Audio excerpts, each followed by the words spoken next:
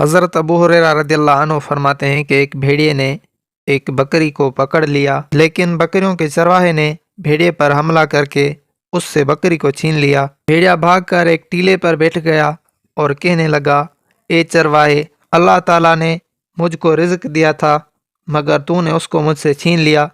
چرواہے نے یہ سن کر کہا کہ خدا کی قسم، میں نے آج سے زیادہ کبھی کوئی حیرت انگیز اور تعجب خیز منظر نہیں دیکھا کہ ایک بھیڑیا عربی زبان میں مجھ سے کلام کرتا ہے۔ بھیڑیا کہنے لگا کہ اے چرواہے، اس سے کہیں زیادہ عجیب بات تو یہ ہے کہ تو یہاں بکریاں چرا رہا ہے اور تو اس نبی کو چھوڑے اور ان سے منہ موڑے ہوئے بیٹھا ہے جن سے زیادہ بزرگ اور بلند مرتبہ کوئی نبی نہیں آیا۔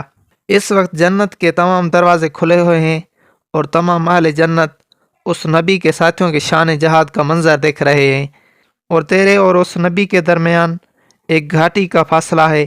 کاش تو بھی اس نبی کی خدمت میں حاضر ہو کر اللہ کے لشکروں کا ایک سپاہی بن جاتا۔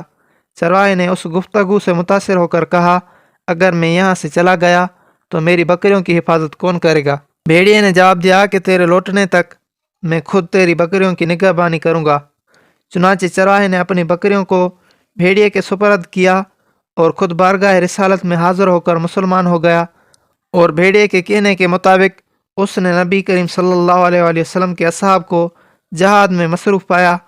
پھر چرواہے نے بھیڑیے کے کلام کا حضور علیہ الصلوۃ والسلام سے تذکرہ کیا تو آپ علیہ الصلوۃ والسلام نے فرمایا کہ تم جاؤ، تم اپنی بکریوں کو زندہ سلامت پاؤ گے۔ چنانچہ چرواہا جب لوٹا تو یہ منظر دیکھ کر حیران رہ گیا کہ بھیڑیا اس کی بکریوں کی حفاظت کر رہا ہے اور اس کی کوئی بکری بھی ضائع نہیں ہوئی ہے۔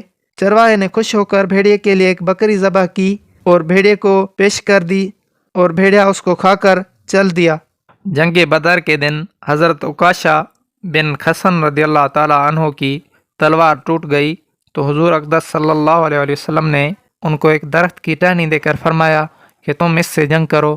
وہ ٹہنی ان کے ہاتھ میں آتے ہی ایک نہایت نفیس اور بہترین تلوار بن گئی، جس سے وہ عمر بھر تمام لڑائیوں میں جنگ کرتے رہے، یہاں تک کہ حضرت ابو بکر صدیق کے دور خلافت میں وہ شہادت سے سرفراز ہو گئے۔ اسی طرح حضرت عبداللہ بن جیش کی تلوار جنگ احد کے دن ٹوٹ گئی تو ان کو بھی رسول اللہ صلی اللہ علیہ وآلہ وسلم نے ایک کھجور کی شاخ دے کر ارشاد فرمایا کہ تم اس سے لڑو۔ وہ حضرت عبداللہ بن جیش کے ہاتھ میں آتے ہی ایک تلوار بن گئی۔ حضرت عبداللہ بن جیش کی اس تلوار کا نام ارجن تھا۔ یہ خلفاء بنو عباس کی دور حکومت تک باقی رہی، یہاں تک کہ خلیفہ معتصم باللہ کے ایک امیر نے اس تلوار کو 22 دینار میں خریدا، اور حضرت عکاشہ کی تلوار کا نام اون تھا۔ یہ دونوں تلواریں حضور صلی اللہ علیہ وسلم کے معجزات اور آپ کے تصرفات کی یادگار تھیں۔